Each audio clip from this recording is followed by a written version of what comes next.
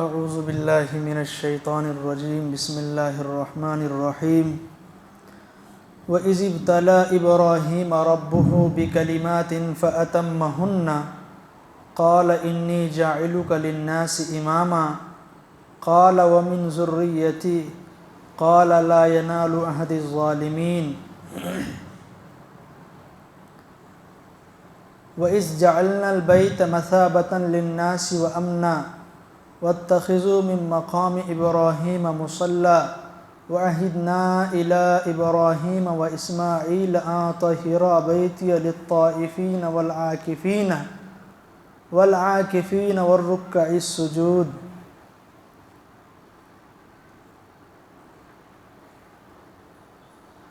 اور وہ وقت یاد کرو جب ابراہیم کو ان کے پروردگار نے کئی باتوں سے آزمایا اور انہوں نے وہ ساری باتیں پوری کیں۔ اللہ نے ان سے کہا، میں تمہیں تمام انسانوں کا پیشوا مقتدی بنانے والا ہوں۔ ابراہیم نے پوچھا، اور میری اولاد میں سے؟ اللہ نے فرمایا، میرا یہ وعدہ، میرا یہ عہدہ ظالموں کو شامل نہیں ہے۔ اور وہ وقت یاد کرو جب ہم نے بیت اللہ کو لوگوں کے لیے ایسی جگہ بنایا جس کی طرف وہ لوٹ لوٹ کر جائیں، اور جو سراپا امن و امان والا شہر ہے۔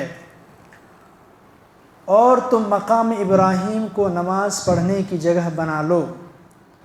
اور ہم نے ابراہیم اور اسماعیل کو یہ تاکید کی کہ تم دونوں میرے گھر کو ان لوگوں کے لیے پاک کرو جو یہاں طواف کرے اور اعتکاف میں بیٹھے اور رکوع اور سجدہ بجا لائیں۔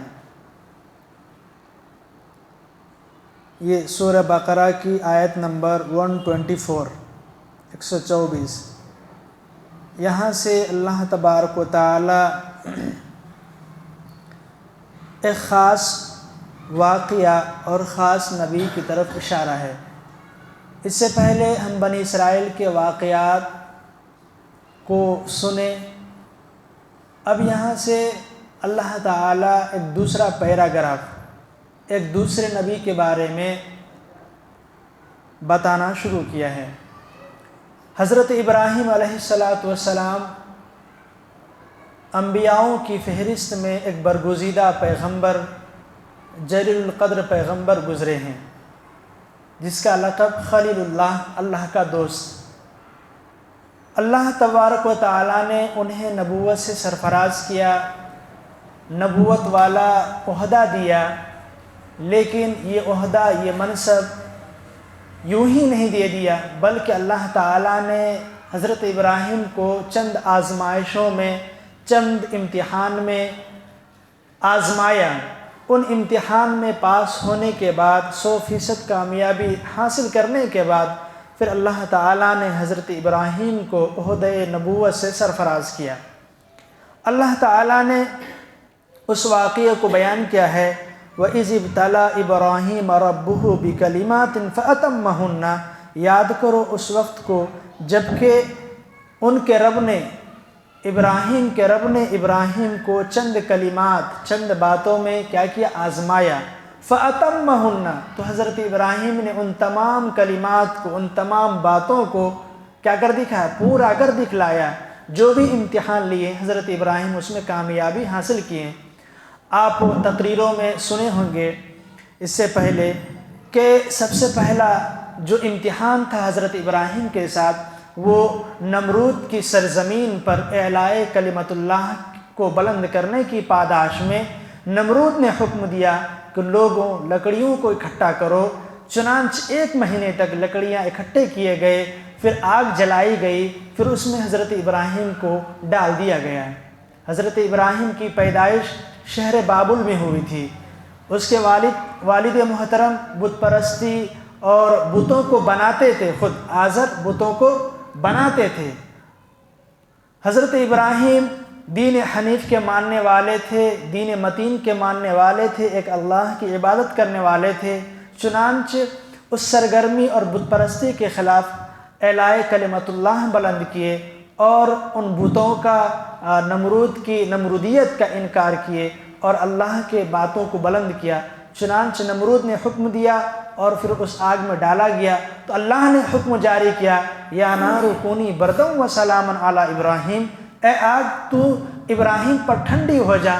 چنانچہ روایتوں میں آتا ہے کہ اس دنیا میں جب یہ حکم صادر ہوا تھا تو کائنات میں جہاں بھی آگ جل رہی تھی، جہاں بھی آگ روشن تھی، وہ آگ ٹھنڈی ہو جاتی ہے اور برف کی طرح ٹھنڈی نہیں ہوتی ہے، بلکہ اللہ نے کہا یا نار کونی بردم و سلامہ، اے آگ تو ٹھنڈی ہو جا، سلامتی کے ساتھ ٹھنڈی ہو جا۔ چنانچہ روایتوں میں آتا ہے کہ وہ آگ میانہ روی اعتدال کے ساتھ ٹھنڈی ہوتی ہے، اتنی ٹھنڈی نہیں ہوتی ہے کہ حضرت ابراہیم کی طبیعت خراب ہو جائے یا حضرت ابراہیم کو نزلہ زکام ہو جائے، بالکل اعتدال اور میانہ روی کے ساتھ وہ آگ ٹھنڈی ہو جاتی ہے۔ اس امتحان میں کامیابی کے بعد حضرت ابراہیم کی ایک دوسری بڑی آزمائش تھی کہ حضرت ابراہیم کو حکم ہوا کہ آپ اس شہر بابل کو چھوڑ کر ملک شام چلے جائیں۔ چنانچہ حضرت ابراہیم علیہ السلام اس حکم کی تعمیل کرتے ہوئے شہر بابل کو چھوڑتے ہوئے شام چلے جاتے ہیں اور شام میں تأہل اختیار کرتے ہیں، رہنا اختیار کرتے ہیں، لیکن پھر یہاں پر حکم ہوتا ہے اے ابراہیم آپ اپنے اہل و عیال کے ساتھ، بچے کے ساتھ مکہ شہر جائیے۔ کہاں جائیے؟ مکہ شہر جائیے۔ چنانچہ جبرائیل امین تشریف لاتے ہیں، براق لے کر آتے ہیں، حضرت ابراہیم کو، حضرت حاجرہ کو اور چھوٹے ننھے پیارے اسماعیل کو سوار کرتے ہیں اور چل دیتے ہیں۔ راستے میں جب کوئی بستی نظر آتی ہے، کوئی آبادی نظر آتی ہے، حضرت ابراہیم کہتے ہیں کیا اتر جاؤں؟ جبرائیل امین کہتے ہیں نہیں ابھی منزل نہیں آیا، آگے ہے، اور آگے جاتے ہیں۔ پھر حضرت ابراہیم دیکھتے آبادی کو دیکھتے ہیں، فرماتے ہیں آ گیا کیا؟ جبرائیل امین فرماتے ہیں نہیں۔ چنانچہ مکے میں پہنچتے ہیں۔ مکہ کی وہ سرزمین ہوتی ہے، چٹیل میدان اور کھاردار جھاڑ ہوتے ہیں، جنگلات ہوتے ہیں، ببول کے درخت ہوتے ہیں، پینے کے پانی نہیں، کھانے کے کوئی درخت نہیں، اناج کا کوئی کچھ بھی نہیں۔ ایسے وادی غیر ذی زرع میں اللہ تبارک و تعالیٰ نے حکم دیا کہ آپ یہیں پر قیام فرمائیے۔ جبرائیل امین اس براق کو روک دیتے ہیں اور اترنے کے لیے حکم دیتے ہیں کہ آپ منزل مقصود پر آ چکے ہیں۔ حضرت ابراہیم منزل مقصود پر اتر جاتے ہیں۔ اترنے کے بعد رہنے کے لیے، بیوی اور بچوں کے رہنے کے لیے ایک جھوپڑی بناتے ہیں۔ جھوپڑی میں دونوں کو رکھ دیتے ہیں اور ساتھ میں ایک پانی کا مشکیزہ ہوتا ہے اور کھجور کی ایک چھوٹی سی گٹھری ہوتی ہے، وہ رکھ کر واپس ہو جاتے ہیں، بتاتے بھی نہیں بیوی کو میں جا رہا ہوں، بس رکھ کے تم رہو اور چپ چاپ نکل جاتے ہیں۔ حضرت حاجرہ دیکھتی ہیں ارے ابراہیم جا رہے ہیں، آواز لگاتی ہیں کیا ہوا؟ اب مجھے بتائے بغیر چلے جا رہے، کچھ نہیں بولتے ہیں، چلے جا رہے ہیں۔ پھر آواز لگاتی ہیں، پھر چلے جا رہے ہیں، پھر آواز لگاتی ہیں، چلے جا رہے ہیں۔ حضرت ابراہیم چلے جا رہے ہیں۔ پھر تیسری مرتبہ آواز لگانے کے بعد ابراہیم علیہ السلام کو حضرت حاجرہ فرماتی ہیں کیا آپ کا جانا اللہ کے حکم سے ہے؟ حضرت ابراہیم موڑی ہلاتے ہیں ہاں اللہ کے حکم سے ہے۔ تو حضرت حاجرہ کہتی ہیں کہ جائیے، جس ذات نے آپ کو حکم دیا ہے جانے کا، آپ شوق سے جائیے اور ہم شوق سے رہتی ہیں، وہ ذات ہمیں ضائع نہیں کر سکتی۔ یہ صبر ہے، بیوی کا صبر دیکھیے۔ حضرت حاجرہ وہاں بیوی اور بچوں کے ساتھ رہنے لگتی ہیں۔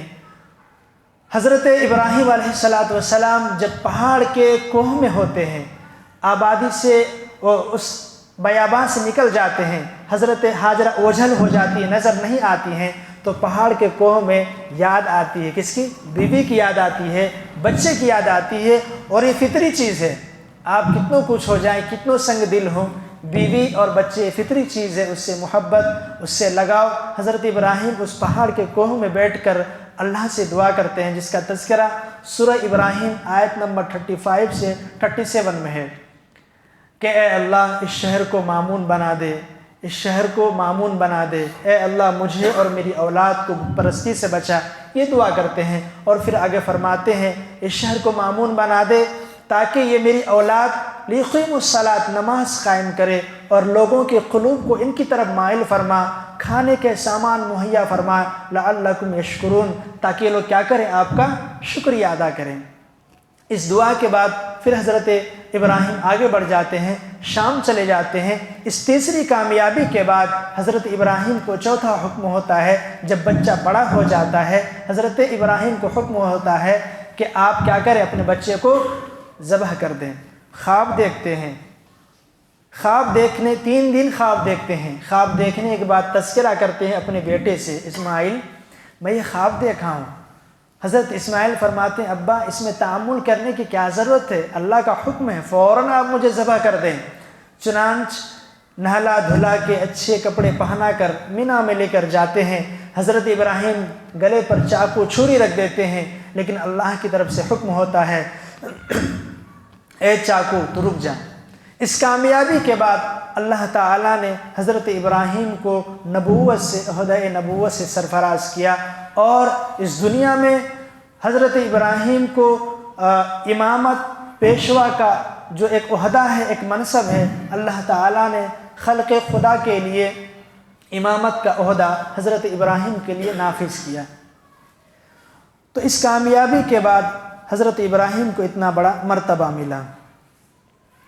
اس درمیان وہ واقعہ بھی ہے کہ جب حضرت اسماعیل ہاجرہ دونوں اس جنگل میں تھے، پیاس لگ جاتی ہے، پیاس کے چکر میں اپنے بیٹے کو تڑپتے دیکھ کر حضرت ہاجرہ چکر لگاتی ہیں، کبھی صفا پہاڑ پر، کبھی مروہ پہاڑ پر، کبھی صفا پر، کبھی مروہ پر، 7 مرتبہ دوڑتی ہیں، چکر لگاتی ہیں۔ اس ادا کو دیکھ کر اللہ کو بہت پسند آیا، چنانچہ اللہ تعالیٰ نے ارکان حج میں سے اس کو واجب قرار دے دیا۔ وَإِذِ ابْتَلَىٰ إِبْرَاهِيمَ رَبُّهُ بِكَلِمَاتٍ فَأَتَمَّهُنَّ، تو ابراہیم علیہ السلام ان آزمائشوں میں، ان امتحانات میں کامیابی 100% کامیابی حاصل کی، تو اللہ تعالیٰ نے کیا انعام دیا، کیا صلہ دیا؟ اللہ تعالیٰ نے فرمایا قَالَ إِنِّي جَاعِلُكَ لِلنَّاسِ إِمَامًا، خلق خدا کی امامت، پیشوائی، یہ بہت بڑی چیز ہے اور بہت بڑا عہدہ اور منصب ہے، اللہ تعالیٰ نے حضرت ابراہیم کو عطا کیا۔ آگے حضرت ابراہیم کیا فرماتے ہیں؟ حضرت ابراہیم کو عطا ہوا تو حضرت ابراہیم اپنے عطا کے بعد اپنی اولاد کی عطائیت بھی مانگ رہے ہیں۔ قال ومن ذریتی، اے خدا مجھے تو دیا، میری اولاد کو بھی تو دے۔ قال ومن ذریتی، اے خدا میری اولاد کو بھی یہ عہدہ، یہ منصب عطا فرما۔ اللہ تعالیٰ نے ایک اصول بیان کیا، ایک گرامر بیان کیا، کیا؟ قال لا ینال عہد الظالمین، یہ جو عہدہ ہے، یہ منصب ہے، ظالموں کو، نافرمانوں کو شامل نہیں ہے۔ اس سے کیا مطلب نکلا کہ ایک نبی ہے، نبی سے بھی یہ کہا جا رہا ہے کہ یہ جو عہدہ ہے، یہ منصب ہے، یہ ہر کس و ناکس کو یا ہر کسی کو نہیں ملتا، بلکہ یہ عہدہ، یہ منصب اسی کو ملے گا جو میرا مطیع و فرما بردار ہوگا، میری اطاعت و فرما برداری کرے گا، اس کو یہ عہدہ ملے گا۔ گرچہ نبی کے بیٹے ہوں، لیکن اگر نافرمان ہے تو اسے یہ عہدہ نہیں ملے گا۔ وَإِذْ جَعَلْنَا الْبَيْتَ مَثَابَةً لِلنَّاسِ وَأَمْنًا، اور وہ وقت یاد کرو جب ہم نے بیت اللہ کو لوگوں کے لیے ایسی جگہ بنایا جس کی طرف وہ لوٹ کر جائیں، اور وہ سراپا امن ہے۔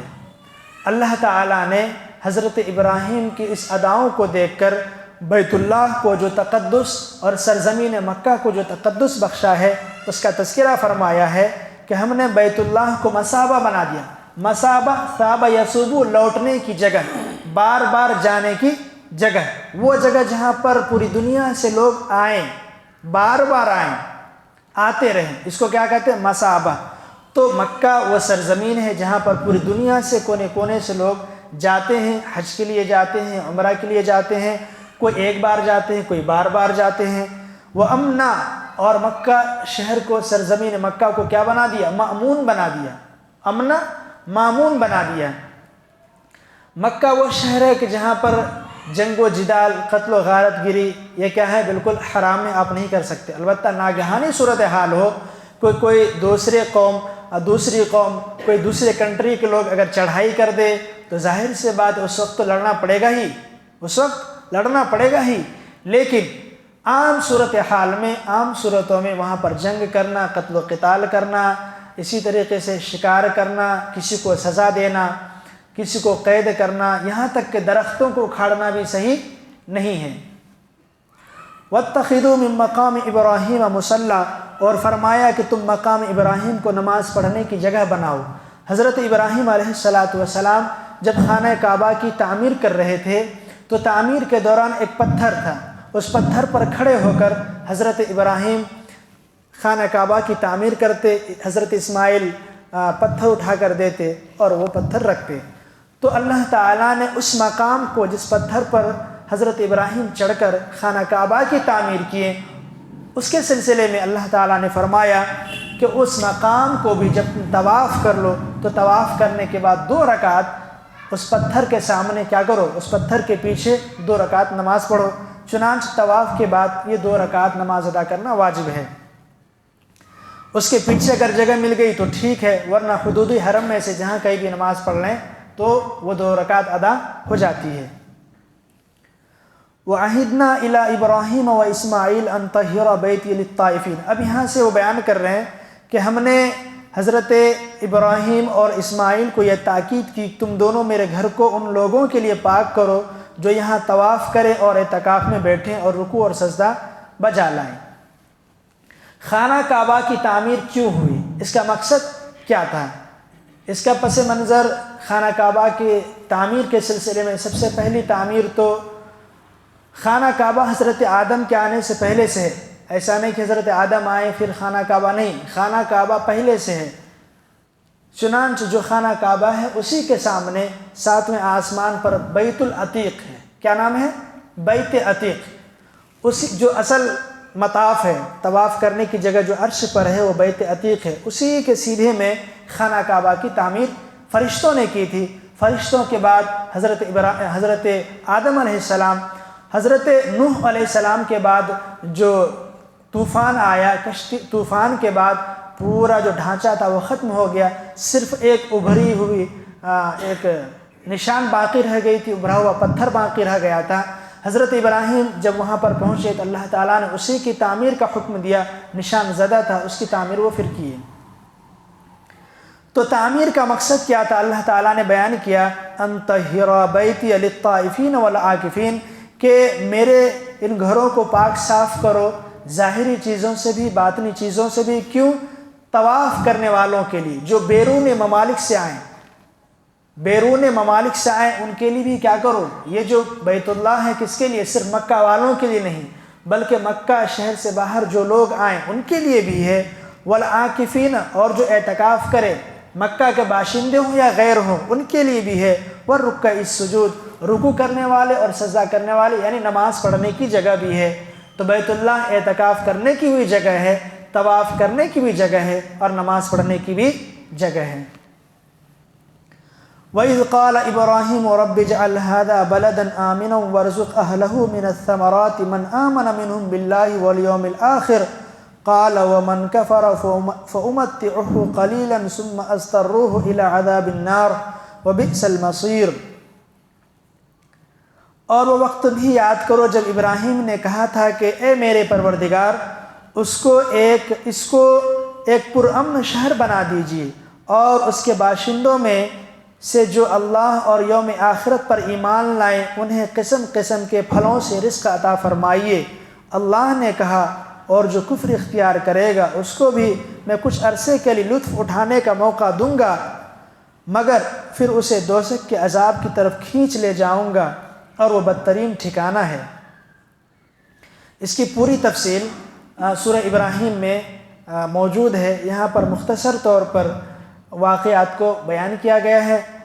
حضرت ابراہیم علیہ السلام کی وہ دعا جب وہ اپنی بیوی بچوں سے اوجھل ہو گئے، وہ نظر نہیں آ رہے تھے، تو پہاڑ کے اس کوہ میں بیٹھ کر دعا کیے، اے اللہ اس شہر کو امن و امان والا شہر بنا دے۔ کس کو؟ مکہ کو امن و امان والا شہر بنا دے۔ اور اس میں آگے وہ بھی ہے لیقیموا الصلاۃ، کہ ہمارے بچے یہاں پر نماز قائم کریں گے، وجعل افئدۃ من الناس، اور لوگوں کو دلوں کو ان کی طرف راغب فرما دے۔ وارزق اہلہ من الثمرات، اور ان لوگوں کو کھانا بھی دیجیے۔ ظاہر سی بات ہے اگر کھانا نہیں کھائے گا بندہ ہے، فرشتہ تو نہیں ہے۔ پیٹ میں اگر دانہ نہیں، پیٹ میں کھانا نہیں تو پھر دعا بھی نہیں نکلتی ہے، نماز بھی نہیں پڑھی جاتی ہے۔ اسی لیے مسئلہ یہ ہے کہ اگر بھوک تیز لگی ہوئی ہو، کھانا موجود ہو، پہلے کیا کرو؟ کھانا کھاؤ، پھر کھانے کے بعد کیا کرو؟ نماز پڑھو۔ تو حضرت ابراہیم نے دعا میں یہ ارشاد فرمایا وَارْزُقْ أَهْلَهُ مِنَ الثَّمَرَاتِ، اور یہاں کے باشندوں کو کیا کی پھل دیجئے، کھانے کے میوے دیجئے۔ اگر یہ لوگ کھانا کھائیں گے تو پھر آپ کا شکر ادا کریں گے، اور اگر کھانا نہیں کھائیں گے پھر شکریہ ادا کیسے کریں گے؟ من آمن منہم باللہ والیوم الآخر، اللہ تعالیٰ نے اصول بیان کیا کہ ان میں سے جو لوگ کیا لائیں؟ اللہ پر ایمان لائے اور یوم آخرت پر ایمان لائے۔ یوم آخرت کا جو عقیدہ ہے یہ انقلابی عقیدہ ہے، اس سے پہلے باتیں آ چکی تھی۔ یوم آخرت کا عقیدہ توحید کے ساتھ ساتھ یوم آخرت کا عقیدہ بہت ہی زبردست عقیدہ ہے، چونکہ آخرت کی فکر اگر لوگوں کے دلوں میں رہے، لوگوں کے سامنے رہے، تو نافرمانیاں جو ہوتی ہیں، لوگوں سے جو غلطیاں سرزد ہوتی ہیں وہ سرزد نہیں ہو سکتی ہیں۔ آدمی آخرت سے غافل ہو جاتا ہے تو تغافل میں انسان خطا کرتا ہے، غلطی کرتا ہے اور کوئی بدکاری کی راہ اختیار کرتا ہے۔ تو اللہ تعالیٰ نے فرمایا کہ اللہ پر ایمان لائے اور یوم آخرت پر ایمان لائے تو ان کے لیے یہ سارے انعام ہیں۔ قال ومن کفر، اور جو شخص کفر اختیار کرے فأمتہ قلیلا، ٹھیک ہے ان کو ہم تھوڑے دن کے لیے دیں گے، فائدے کی چیزیں وہ فائدہ اٹھائے گا، لیکن ثم اضطرہ الی عذاب النار، پھر اسے کھینچ کر کہاں لائیں گے؟ جہنم میں لائیں گے۔ آج یہ سوال ختم ہو جاتا ہے کہ بہت سارے غیر مسلم حضرات بڑے بڑے دولت مند ہوتے ہیں، عیش کرتے ہیں، خوشحالی ہوتی ہے، ہم ایمان والے ہو کر پریشان حال رہتے ہیں، کھانے کو ترستے ہیں، پینے کو ترستے ہیں، لیکن پھر بھی ایمان والے ہیں۔ تو اللہ تعالیٰ نے ایک اصول بیان کیا کہ اگر یہ لوگ ایمان نہیں لائے ہیں تو ہم کیا ہے؟ فَأُمَتِّهُ قَلِيلًا، تو تھوڑی دن، یہ جو دنیا کا فائدہ ہے تھوڑی دن کا فائدہ ہے، پھر اسے کھینچ کر جہنم میں ڈال دیا جائے گا۔ وَبِئْسَ الْمَصِيرُ، اور جہنم کا ٹھکانہ کیسا ہے؟ نہایت ہی بدترین ٹھکانہ ہے۔ وَإِذْ يَرْفَعُ إِبْرَاهِيمُ الْقَوَاعِدَ مِنَ الْبَيْتِ وَإِسْمَاعِيلُ رَبَّنَا تَقَبَّلْ مِنَّا إِنَّكَ أَنْتَ السَّمِيعُ الْعَلِيمُ، اور اس وقت کا تصور کرو جب ابراہیم بیت اللہ کی بنیادیں اٹھا رہے تھے اور اسماعیل بھی ان کے ساتھ شریک تھے، اور دونوں یہ کہتے جاتے اے پروردگار، اے ہمارے پروردگار، ہم سے یہ خدمت قبول فرما لیجئے، بے شک تو اور صرف تو ہی ہر ایک کی سننے والا اور ہر ایک کو جاننے والا ہے۔ ربنا واجعلنا مسلمین لک ومن ذریتنا امة مسلمة لک وارنا مناسکنا وتب علینا انک انت التواب الرحیم، اے ہمارے پروردگار ہم دونوں کو اپنا مکمل فرما بردار بنا لے اور ہماری نسل سے بھی ایسی امت پیدا کر جو تیری پوری تابع دار ہو، اور ہم کو ہماری عبادتوں کے طریقے سکھا دے اور ہماری توبہ قبول فرما لے، بے شک تو اور صرف تو ہی معاف کرنے کا خوگر ہے اور بڑی رحمت کا مالک ہے۔ یہاں سے تعمیر کعبہ کے بارے میں بیان ہے کہ حضرت ابراہیم جب تعمیر کعبہ شروع کیے تو تنہا نہیں بلکہ ان کے ساتھ ان کے فرزند ارجمند حضرت اسماعیل بھی ساتھ شریک تھے۔ یہاں پر اللہ تعالیٰ نے فرمایا وَإِذْ يَرْفَعُ إِبْرَاهِيمُ الْقَوَائِدَ مِنَ الْبَيْتِ، قاعدتن کی جمع قواعد، یعنی جو علامات تھے ان کو بلند شروع کیے، ان کو بنانا شروع کیے۔ تو یہاں پر یہ ہوا کہ حضرت ابراہیم خود بانی نہیں ہیں، کعبہ کے بانی نہیں ہیں، بلکہ اس کعبہ کی تعمیر کو بڑھوتری دیے، پہلے سے بنا ہوا تھا، اس بنانے میں کیا کیے؟ حضرت ابراہیم اس بنیاد کو اٹھاتے رہے، بنیاد پہلے سے تھی، بنیاد کو اٹھانا شروع کیے۔ اسی لیے کیا فرمایا؟ یرفع ابراہیم القواعد من البیت، بیت اللہ کی بنیاد کو حضرت ابراہیم اٹھانے لگے۔ اس سے کیا پتہ چلا کہ خود وہ بانی نہیں ہے۔ اب یہ دیکھیے کہ اگر آج ہم دنیا میں کچھ چھوٹا موٹا کام کر لیتے دین کے تو فخر احساس کرتے، ارے میں کتنا کام کر لیا، میرے جیسا کوئی دوسرا کام کرنے والا ہے ہی نہیں، میرا کام ہی 100% دین کا کام ہے، دوسرے لوگوں کا کام 100% دین کا کام نہیں ہے۔ بہت سارے لوگ دعویٰ کرنے لگتے ہیں، لیکن یہاں پر دیکھیے دونوں نبی ہیں، کیا دعا کر رہے ہیں اس کام کرنے کے بعد؟ ربنا تقبل منا، اے ہمارے پروردگار اس خدمت کو قبول فرما لیجئے، جس طرح حق ہونا چاہیے اس طریقے سے میں نے ادا نہیں کیا، جو بھی کیا ربنا تقبل منا، اے ہمارے پروردگار اس چھوٹی موٹی آرزوؤں کو، اس چھوٹی موٹی خدمت کو قبول فرما لیجئے۔ کتنی عاجزی انکساری کے ساتھ دعا فرما رہے ہیں۔ انک انت السمیع العلیم، بلا شبہ تو ہی سننے والا اور جاننے والا ہے۔ صرف اسی پر ختم نہیں کیا، آگے دعا فرمایا ربنا وجعلنا مسلمین لک، اے ہمارے پروردگار ہم دونوں کو کیا بنا دے، اپنا مکمل فرما بردار بنا لے۔ نبی ہیں، دونوں نبی ہیں، دونوں فرما بردار ہیں، لیکن پھر دعا کیا کر رہے ہیں، اے اللہ فرما بردار بنا لے، اے اللہ فرما بردار بنا لے۔ کتنی خشیت ہے خدا کی، خدا کی کتنی خشیت ہے دل میں، اتنے سب کچھ ہونے کے باوجود پھر دعا کر رہے ہیں، اور صرف اپنی دعا نہیں بلکہ آگے فرمایا وَمِن ذُرِّيَّتِنَا، اور ہماری ذریت اولاد کو نہیں چھوڑ رہے ہیں۔ اس لیے آج ہم لوگوں میں یہ ہونا چاہیے کہ جب ہم دعا کریں صرف اپنی نہیں بلکہ اپنی اولاد، آنے والی نسل کے لیے اور پوری امت مسلمہ کے لیے دعا میں یاد رکھیں۔ یہ نبی کا طریقہ ہے۔ وَمِن ذُرِّيَّتِنَا، اور ہماری نسل سے بھی ایسی امت پیدا فرما جو تیری پوری اتباع کرے۔ اور آگے فرمایا اے اللہ ہمیں نماز کے طریقے، حج کے طریقے سکھلا، ہمیں نہیں آتا، ہمیں نماز کے طریقے، ہمیں حج کے مناسک سکھا دے۔ وَتُبْ عَلَيْنَا، اور ہماری توبہ کو قبول فرما۔ دیکھیے نبی ہیں پھر بھی توبہ کر رہے ہیں، نبی ہیں پھر بھی توبہ کر رہے ہیں۔ ہم سب کا عقیدہ ہے کہ نبی کیا ہوتے ہیں، معصوم ہوتے ہیں، نبی سے غلطی نہیں ہو سکتی، لیکن پھر بھی نبی کیا کر رہے ہیں، توبہ کر رہے ہیں۔ آج لوگ بڑے بڑے گناہ کر کے، زنا کر کے، چوری کر کے، ڈکیتی کر کے، لوگوں کے مال ہڑپ کے دعا بھی نہیں کرتے، توبہ تو دور کی بات ہے، لیکن ایک نبی، برگزیدہ نبی، معصوم ہیں پھر بھی توبہ کر رہے ہیں۔ اللہ ہم سب کو توبے کی توفیق عطا فرما۔ آگے آخری آیت ربنا وبعث فیہم رسولا منہم یتلو علیہم آیاتک ویعلمہم الکتاب والحکمت ویزکیہم انک انت العزیز الحکیم۔ آخری دعا، اور ہمارے پروردگار ان میں ایک ایسا رسول بھی بھیجنا جو انہی میں سے ہو، جو ان کے سامنے تیری آیتوں کی تلاوت کرے، انہیں کتاب اور حکمت کی تعلیم دے اور ان کو پاکیزہ بنائے۔ بے شک تیری اور صرف تیری ذات وہ ہے جس کا اقتداء بھی کامل ہے، جس کی حکمت بھی کامل ہے۔ حضرت ابراہیم کی یہ دعا وہ دعا ہے جس دعا کی بدولت اللہ تعالیٰ نے ہم سب کے لیے آقا و مولا جناب محمد الرسول اللہ صلی اللہ علیہ وسلم کو مبعوث فرمایا۔ اللہ تبارک و تعالیٰ نے نبوت کا سلسلہ اخیر تک اسحاق میں سے چلایا، جس کو بنی اسرائیل کہتے ہیں۔ بنی اسرائیل دراصل حضرت یعقوب کا لقب ہے اسرائیل۔ تو نبوت کا سلسلہ ایک زمانے سے بنی اسرائیل میں چلتے آ رہا تھا، لیکن اللہ تعالیٰ نے جب بنی اسرائیل کی تمام شرارتوں کو دیکھا، ان کی کیفیات کو دیکھا، تو اس نتیجے پر بات آئی کہ بنی اسرائیل کے اندر وہ چیز نہیں ہے کہ قیامت تک کے لیے اس کے اندر نبوت کو دیا جائے۔ عہدہ نبوت، منصب نبوت قیامت تک کے لیے، اور آخری امت جو آئے گی اس کے لیے نبوت کا اہم فریضہ بنی اسرائیل میں رکھا جائے۔ چنانچہ اللہ تعالیٰ نے وہاں سے اس سلسلے کو ختم کر دیا حضرت عیسیٰ علیہ السلام پر، اور اللہ تعالیٰ نے حضرت ابراہیم کی دوسری اولاد جو حضرت اسماعیل ہے، اسماعیلی میں سے اللہ تعالیٰ نے اللہ کا رسول صلی اللہ علیہ وسلم کو نبوت کے منصب سے سرفراز فرمایا۔ حضرت اللہ کا رسول صلی اللہ علیہ وسلم نے فرمایا کہ میں نبی تھا اس وقت، میں خاتم النبیین، میں خاتم النبیون ہوں اللہ کے نزدیک اس وقت سے جب کہ حضرت ابراہیم، حضرت آدم علیہ السلام کیا تھے، ابھی پیدا بھی نہیں کیے گئے تھے، وہ مٹی کے گارے میں تھے، تب میں اللہ کے نزدیک کیا تھا، خاتم النبیین تھا۔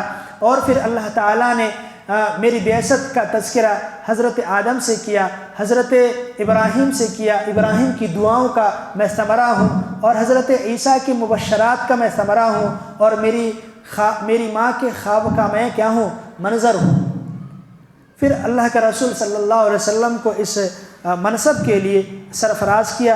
چنانچہ اسی کے لیے حضرت ابراہیم نے اپنی دعاؤں میں یہ دعا کی ربنا وبعث فیہم رسولا، اے اللہ ہماری اولاد میں سے ایک رسول بھیج، منہم یتلو علیہم آیاتک، کہ وہ کیا کرے، ان لوگوں کے سامنے، امتوں کے سامنے آپ کی آیت قرآن کو، آپ کی آیات کا تذکرہ کریں، وَيُعَلِّمُهُمُ الْكِتَابَ وَالْحِكْمَةَ، اور انہیں کیا کریں؟ کتاب و حکمت کی تعلیم دیں۔